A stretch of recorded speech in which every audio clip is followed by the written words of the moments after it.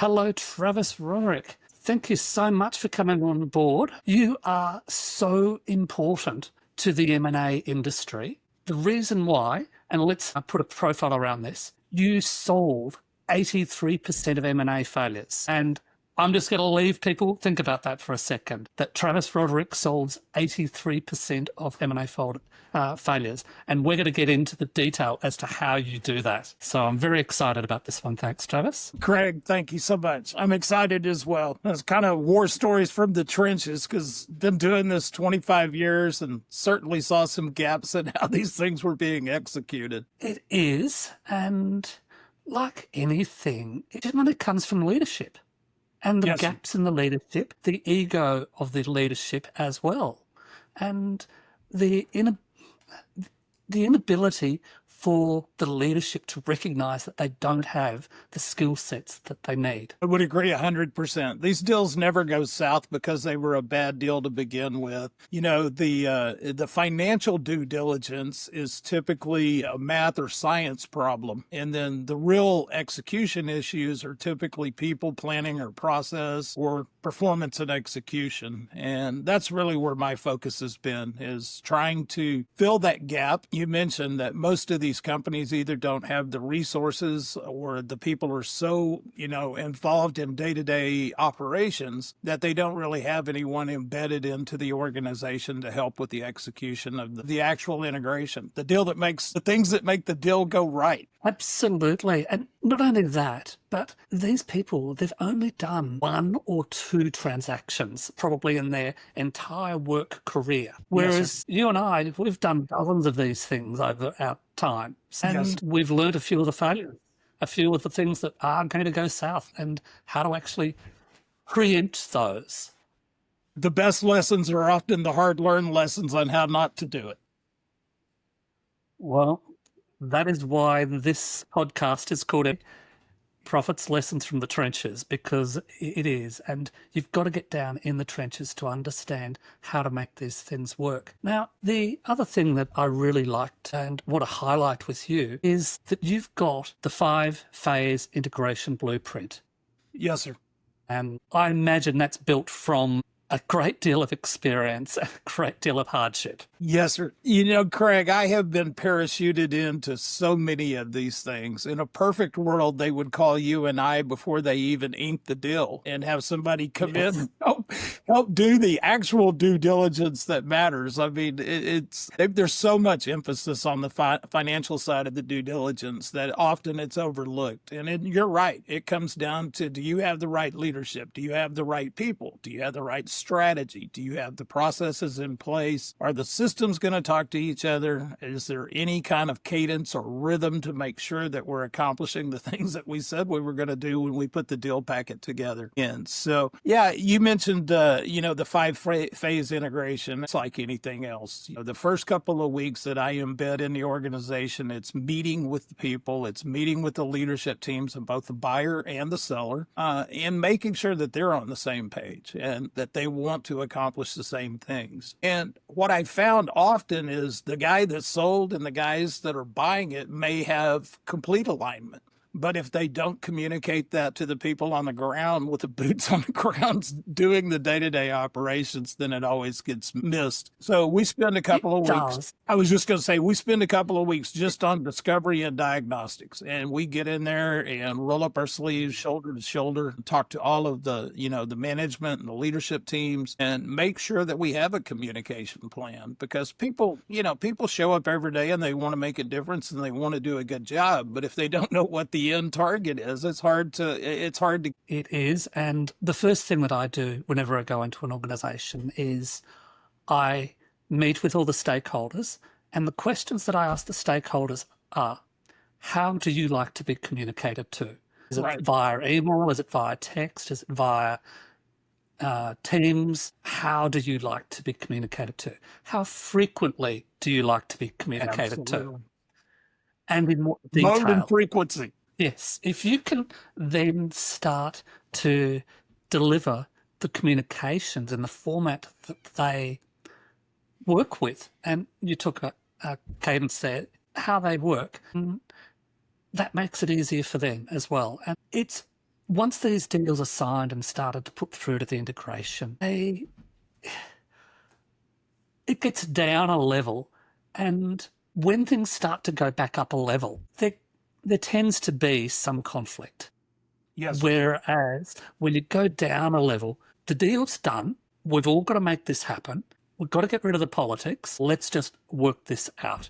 Right. And Right. develop, and you build that relationship with not the opposing, your partners on the other side.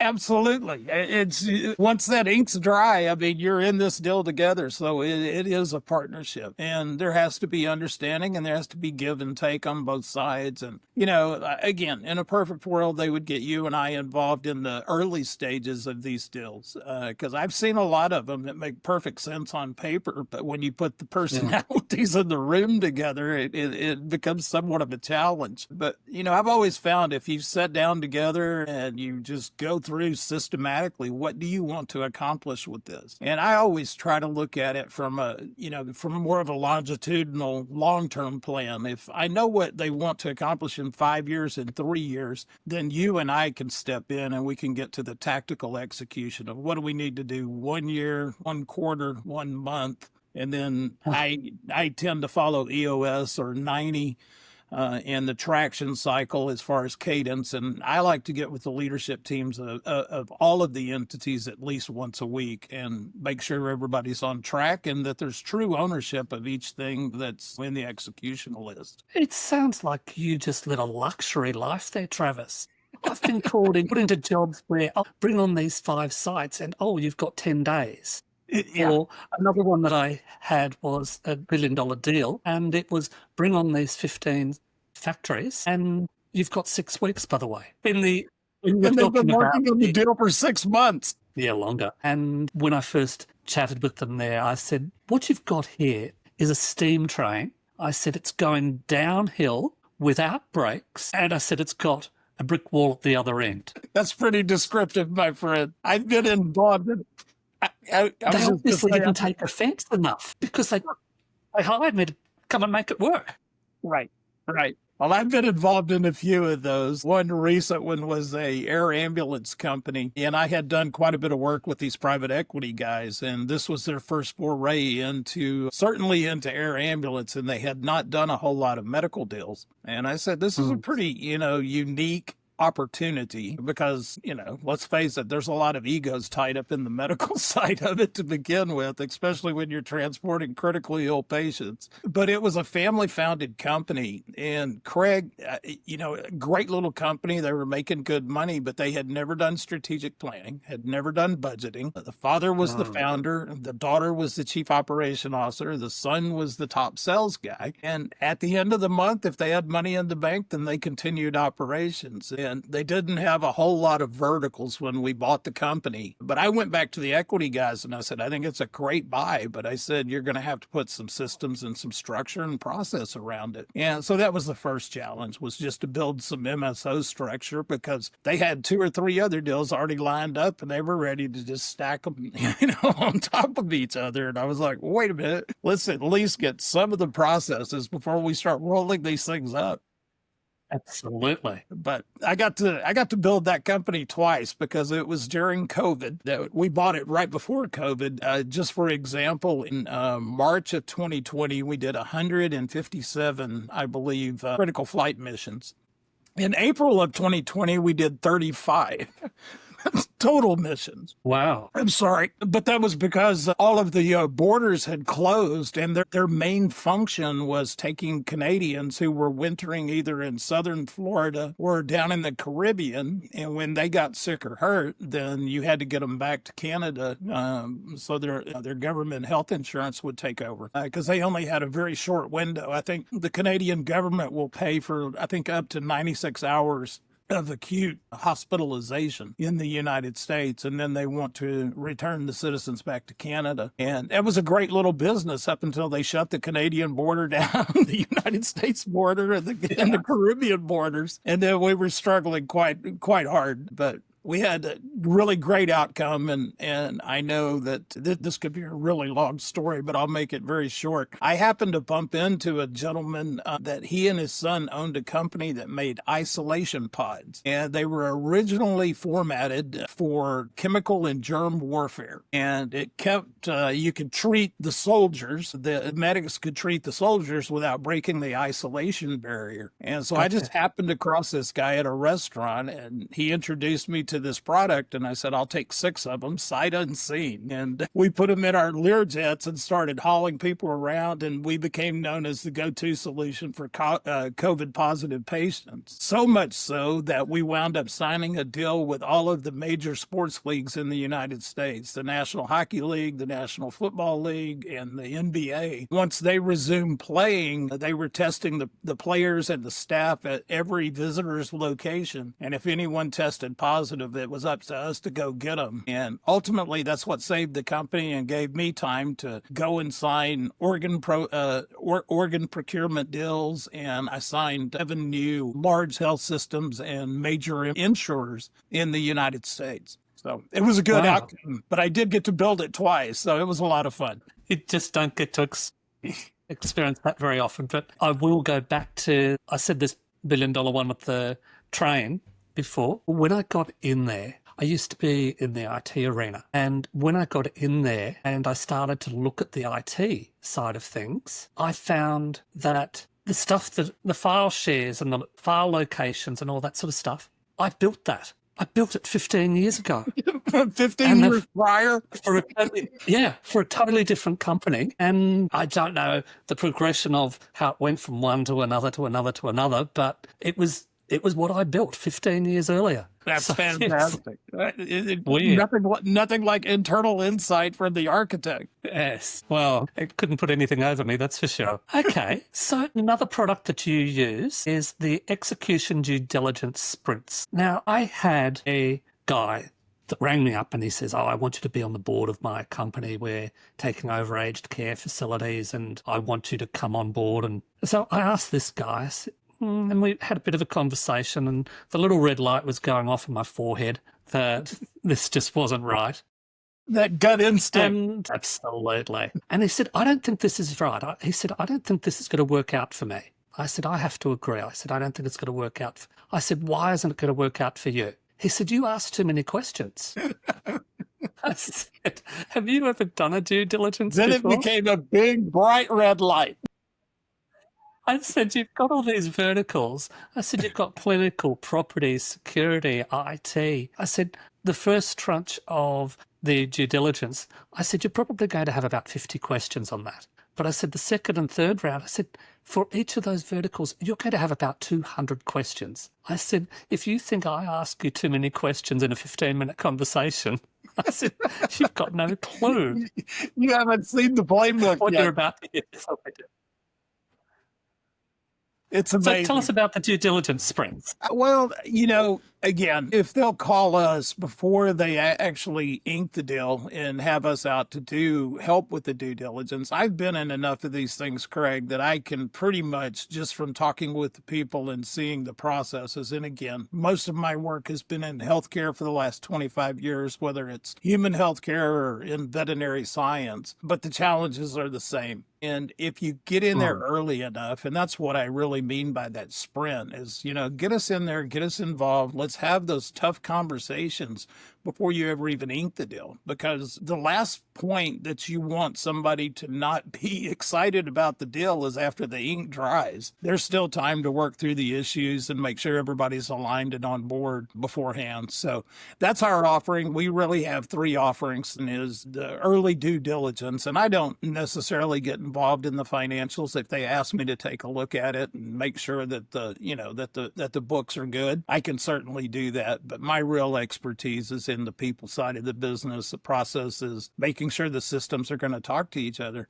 And you're absolutely right. That is, to me, the most critical point, is making sure that the founder of the company, the person selling the company, and the people that are buying the company are in alignment and they're trying to achieve the same goals. Because I've been in too many of these things that I thought everyone was aligned, or I was called in when they were absolutely not aligned. And it's always more difficult to try to piece it back together after the initial stage. But because you're right, there is friction. It is. It's this one that I was talking about before about the train. There was a $2 million a month penalty had this transaction not finalised within that 6 weeks period. And there was $2 million a month. So one of the issues that I found there was that the vendor wasn't interested in helping out, because they were going to make $2 million Right. for every month that it didn't get across the line. So their interest level was non-existent. That was a more challenging one. And what it meant was we just had to reinvent stuff. There was not the opportunity to migrate. You had to reinvent and build stuff, which of course takes longer, but it led to a more sustainable outcome over the year. Well, it's after we do the discovery and the diagnosis, then we start putting the blueprint together of everything that you just talked about. Here's the 200 things that we have to address, and we have to find somebody that's going to be accountable for it. And I guess my style has typically been a little bit different, because I like to go and embed myself into the company and work shoulder by shoulder with everyone. And I know you do that as well. But my blueprint is typically about 6 to 8 weeks. And the first week or two is really focused on doing the discovery and diagnostics. What are the questions that haven't been asked that you and I and the people that watch your podcast know that can send these things off the tracks quickly. And then we really start working on building that blueprint and then starting to get traction. So many of these things, they don't even have a simple business operating system, especially in a lot of these medical roll-ups. Or if they do, they're completely different than what the private equity or the investor guys are used to doing. And I have found, at least my experience, most of the success comes in that cadence. Let's get into a weekly cadence. Let's get into a monthly cadence of doing monthly operations reviews. And typically we're in their business shoulder to shoulder 6 to 8 weeks. And then it becomes more of a or more of a, I still do a lot of the L10 meetings, the weekly execution and accountability meetings remotely. But then the final thing is we'll stick with them as long as they want. I typically like to see them at least through the first quarter, if not, then again at the annual time when they start thinking about next year's strategy. We try to pull it all together. So where do you get your expertise from, your staffing from? Because you can't do all this yourself. And you said you've been doing the medical side for 20 odd years now. Yes, therefore, you must have built up a supply chain of experts that you can call upon. Craig, I've been blessed. I work for Tenet Healthcare, which is one of the larger health systems in the United States. And I was with them for 15 years. And I would call it baptism by fire. I was a hospital CEO at the age of 28 and had no idea what I was doing. But I had great department managers, and I was running a $300 million hospital. And again, I was pretty much a rookie right out of graduate school. But I had good people that I worked with, and I have kept those relationships and that network going. When I left Tenet Healthcare, we built 5 physician-owned health systems from scratch. I mean, going out and securing the land, getting the architects, putting the partnerships together.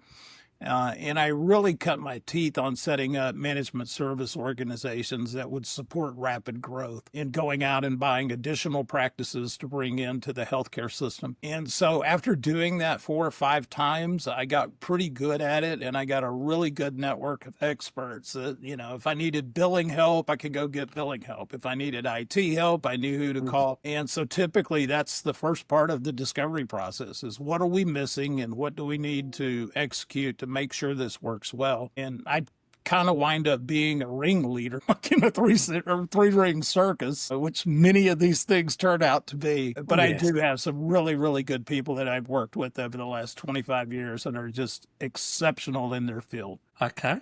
You get brought into a project that's in jeopardy. What do you do? What's your first? I'm going to pick up the phone and call Craig Keegan and say, who do you know in Germany? I do have correct several. Answer. I do have several people, Craig, that would be willing to travel internationally. Thus far, the only place I've worked outside of the United States is I was embedded in a large health system in Vancouver, British Columbia for 2 years. And they were doing something quite unique. Is the Canadian health system has great quality of healthcare, but their biggest challenge is always access and the waiting list to get in. And at this particular health system, they had a 1,000-bed hospital with 45 ORs, but they had so much incoming trauma that they were having to bump all of the scheduled surgeries and the elective surgeries. And so we worked closely with about 1,000 physicians to start scheduling those at their outlying hospitals and get them out of the big trauma hospital. And that was quite interesting. I had 45 university department chairs that I worked with to make this all happen. So not only physicians, but professors at the local university as well. I had to massage a few egos along the way, but we did finally get everybody in alignment. And the Canadian government, much like you said, they were giving $100 million a quarter if they could get the wait times down, mainly in orthopedics, OBGYN, GI, and general surgery. And a lot of those things these days can be done in smaller facilities and even ambulatory surgery centers. And they were way underutilizing their assets and resources out in the communities. And so I spent 2 years in Canada. I was just going to say, I spent 2 years in Canada, and I got to go and learn I had already learned to snow ski, but I got to experience snow skiing at its finest at Whistler, British Columbia. It was a great perk. Oh, no. We could have a whole conversation on health systems and how to fix them. Yes, sir. And I would not put the United States up as one of the prime examples of how to do it well, because it's broken as well. Well, Australia's broken as well these days, and certainly not as bad as the US, but it's broken. And the only way to fix our health systems is to break everything down at every level, from the pharmacy to the GPs, through to the hospital, through to the ambulance, through to the hospitals, and just get rid of it all and get rid of the egos and rebuild it from scratch. As you know, I've spent 10 years in health as well, so... Absolutely. You're well versed in the challenges in health systems for sure. It's just crazy. But anyway, okay, so there was one other thing that I really did want to catch up on, and that was fractional COO and integration support. Now, you said it earlier that you like to stay behind and do periodic checkups. Yes, sir. Is that where your fractional COO comes in? Typically, the fractional COO or integrator is in the first 6 to 8 weeks of the engagement. And my engagements must be quite a bit longer than yours, just because I like to get in there and be hands-on and really build the rapport and the relationships, and then monitor those relationships, because the visionary and the founders are always, even though they may be in alignment on paper, there's always that friction that you were talking about. And so I guess I have somewhat of a knack of helping them work through those kind of issues. But I typically go in and I'm usually there 3-4 days a week for the first 6 weeks of the engagement. And then I'll start backing out a little bit once I've built a rapport with all of the stakeholders, and then support them either remotely. I like to go back in at least on a quarterly basis, if not on a monthly basis, and do their monthly operations reviews, just to make sure that all of the things that we promised we're going to get done are staying done. So it's really, I think they get a great benefit from it, because I am training someone while I am there to hand the day-to-day operations off to. You know, they're still manufacturing, they're still seeing patients, they're still taking care of animals if it's in the veterinarian sciences, but they also need to take care of the accountability, the meeting cadence. And, you know, one thing that we haven't talked about that is so many times they will be in alignment on here's the 6 or 8 things that we're going to accomplish this quarter. And then you start getting creep that, well, maybe we should do this, or I call it ADA, which I'm probably guilty of myself, but I have lots of systems and processes that keep me focused. But sometimes it's just as important to know what not to do as it is what to do. And being able to stand up to the guy that's writing you a big check and say, look, you've got these other 6 things on our plate, and this is what everyone's focused on. And I understand if this is a new opportunity and it's so important that we're going to have to take something off their plate because we can't do this as a team and keep switching lanes. So it's, that's part of the political process. But you've developed the relationship already that you can have that conversation and be heard. That's the trick there.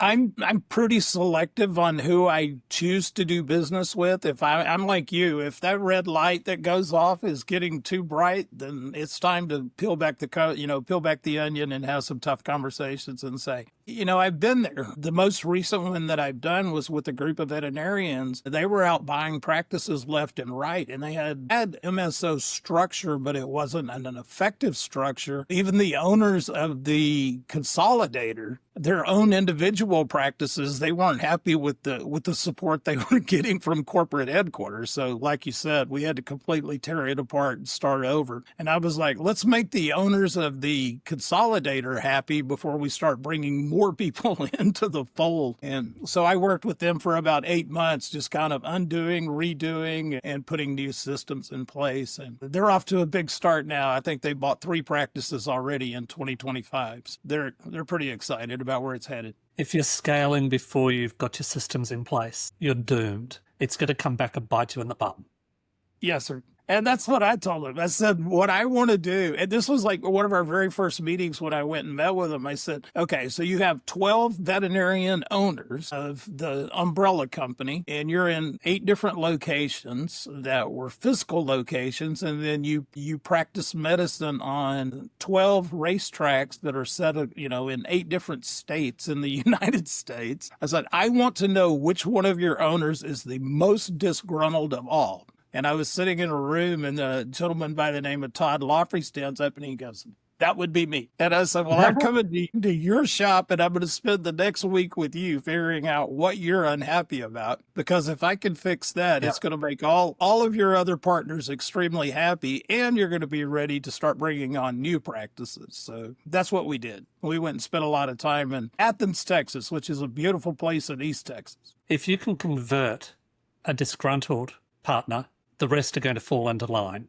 and they will become a raving fan. I was going to say, he became our poster child for new acquisitions. And he would walk in there, he's a veterinarian, he's a cowboy, and takes care of rodeo horses. And he would go in there and say, I hated the place that I owned a big portion of up until about 3 months ago. And now we've got it to where I'm happy with it and love to welcome you into the family. And he probably closed more deals than the business development people did while he was still doing veterinary medicine. Absolutely. And that makes total sense. Travis, we could talk forever, I think. Yes, we could really give some great messages to people, but we should really close it up at this stage. What would be your closing statement? What else would you like to cover? Most of the equity investors are financial guys by training, and that's important. You've got to make sure it's a good deal to begin with. But then I would ask that you give someone, either Craig Keegan or Travis Roderick, a chance to help you make sure that the people, processes, and systems are in place to take on newcomers. These deals don't fail because it was a bad deal to begin with. It's leadership misalignment, it's operational chaos, it's, the other thing that we haven't talked a lot about is the risk of talent leaving, especially in the medical field. The medical field is based on referrals, and if you do something along the way and you aggravate your number one referral source, then your business is going to go down quickly. To lose your A players. I mean, we're trying to build a bench and trying to scale the company. You need all the great talent that you can get. And I'm a firm believer that almost everybody wants to show up and do a good job, but you got to give them the systems and the processes and the cadence to do so. And if that is a really, really good point. And if you get in trouble, then there's people like you and I that are out there to help bail them out. And I am interested in traveling No. abroad. So, Okay. Normally with an M&A, there's up to 20% changeover in staff within the first 12 months, yes, sir. which is an incredibly expensive exercise and takes the profitability out of the opportunity It for does. the next couple of years even. Now, I did a job last year and people were the number one item there for this organisation. People all the way through. A health organisation again, we had a 5% turnover rate. That's beautiful. And I would just say really makes sense. well, you're doing the right things to make sure you got the right people in the right seats. There's no sense in even starting the bus until you've got the right people in the right seats. And if you're at 5% turnover, I would say that's phenomenal. And, you know, sometimes turnover is healthy, and you've got to make sure that the right people, because if you're going to scale an organization quickly, they may not have the skill set or they may not even have the interest in doing it. So we do an analysis. They got to want it. They got to get it, and they got to be capable of doing it. And if they don't have get it, want it, and capable, then it's time to, we say, to help them be successful at their next opportunity. Absolutely. Well, thank you, Travis. This has been absolutely fantastic. And I think that we did achieve the 83% savings that I promised at the intro of this. We explained as to how that came about. So thank you, Travis, very much for your time. Thank you so much. It's been such an honor, and I look forward to our continued friendship and working together with you, my friend. Thank you so much. Beautiful.